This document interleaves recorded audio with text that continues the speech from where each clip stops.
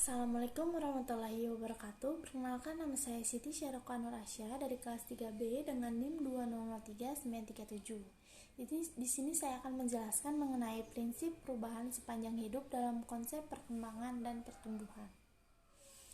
Manusia adalah makhluk hidup yang selalu mengalami perubahan dari waktu ke waktu. Jadi mulai dari dalam kandungan, lahir, kemudian menjadi dewasa dan menjadi tua. Kemudian terjadi perubahan dalam aspek-aspek fisik, motorik, pikiran, emosi, dan sosial. Pola-pola perubahan mulai bersifat meningkat, kemudian menurun. Peningkatan terjadi dalam proses pertumbuhan, perkembangan, dan kematangan, sedangkan penurunan terjadi dalam proses penuaan. Manusia sebagai makhluk hidup terus mengalami perubahan, dari yang mulai berada dalam kandungan, lahir, kemudian menjadi dewasa dan tua. Terus terjadi dalam perubahan di aspek fisik, gerak, pikir, emosional, dan kematangan. Perkembangan hidup manusia secara umum terjadi dalam 5 fase. Yang pertama yaitu fase sebelum lahir, yang kedua yaitu fase bayi, yang ketiga yaitu fase anak-anak, yang keempat fase remaja, dan yang kelima fase dewasa. Setiap fase perkembangan terjadi dalam batasan usia tertentu. Perkembangan setiap fase didasari pada kecenderungan karakteristik perkembangan yang terjadi pada beberapa waktu tertentu dalam usianya. Kemudian kita akan masuk pada periodisasi perkembangan. Pertumbuhan dan perkembangan tidak terputus-putus atau meloncat-loncat. Seperti contohnya 1 jam tumbuh, 1 jam tidak, sehari tumbuh, sehari tidak. Tetapi tidak seperti itu. Tapi pertumbuhan dan perkembangan terus berkelanjutan sehingga sulit melihat batas-batas kapan tepatnya setiap aspek perkembangan terjadi. Nah, adapun perkembangan yang pada umumnya terjadi pada kebanyakan orang dalam periode usia tertentu dicatat sebagai kecenderungan sifat perkembangan pada periode usia tertentu. Proses perkembangan pada manusia diawali dengan pembuahan atau fertilisasi. Fertilisasi adalah peleburan sel sperma dari alat kelamin pria dengan sel telur atau ovum. Proses tersebut terjadi di dalam rahim. Kedua sel kelamin itu akan melebur, selanjutnya menghasilkan zigot. Zigot akan tumbuh dan berkembang menjadi embrio. Setelah berumur 2 bulan, kemudian embrio disebut dengan janin. Janin di dalam rahim mendapatkan makanan dari ibunya melalui plasenta. Proses ini berlangsung selama 9 bulan sebelum bayi dilahirkan.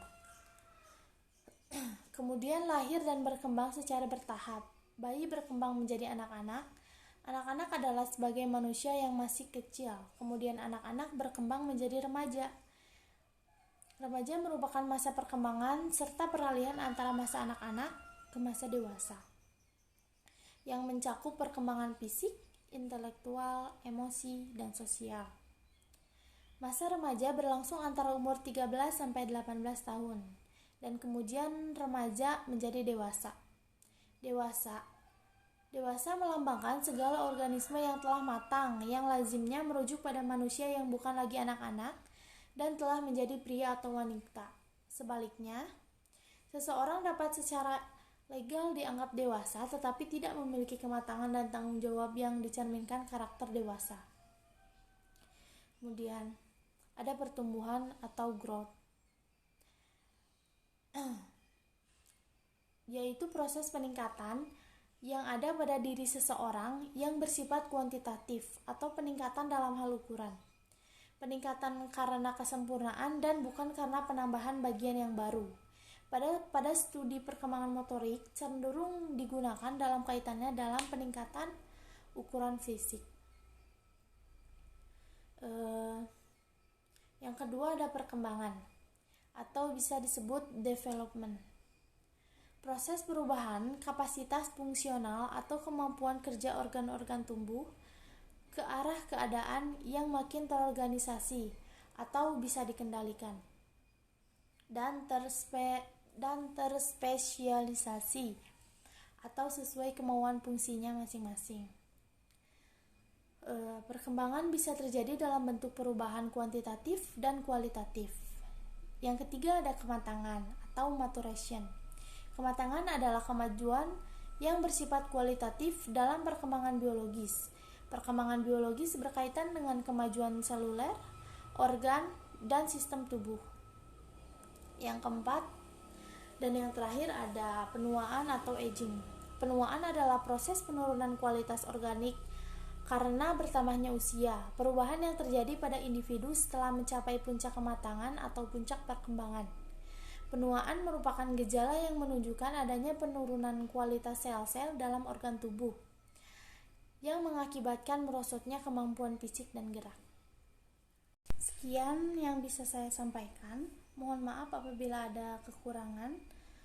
Wabillahi taufiq wal hidayah. Wassalamualaikum warahmatullahi wabarakatuh.